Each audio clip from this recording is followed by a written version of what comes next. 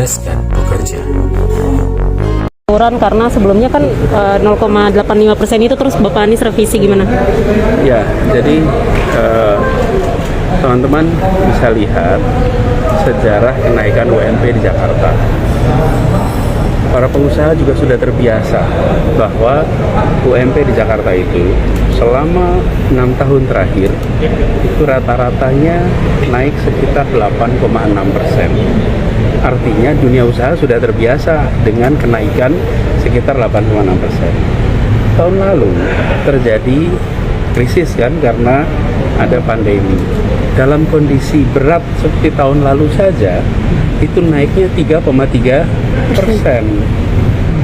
Tahun lalu tuh naik 3,3% dalam kondisi yang amat berat. Tahun ini kondisi kita alhamdulillah sudah lebih baik.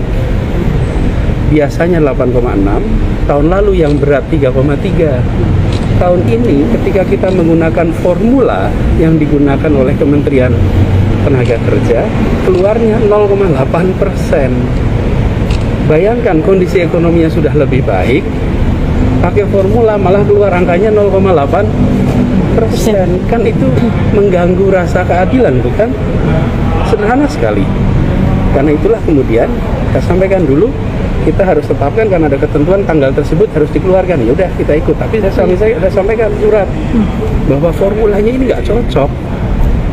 Wong dalam kondisi berat aja 3,3%. Kok pakai formula ini keluarkan 0,8%. Jadi rasa keadilan jelas terganggu. Karena itulah kemudian kita kaji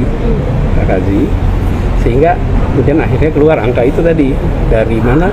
Dari inflasi dan dari pertumbuhan. Dari situ kemudian keluar angka 5,1%. Menteri udah respon nggak, Pak? Jadi ingin saya sampaikan kepada semua, cobalah objektif. Tahun lalu yang sulit saja itu 3,3%. Tahun ini ekonominya sudah bergerak. Masa kita masih mau mengatakan 0,8 itu sebagai angka yang pas? Ini akal sehat aja nih, common sense, ya kan?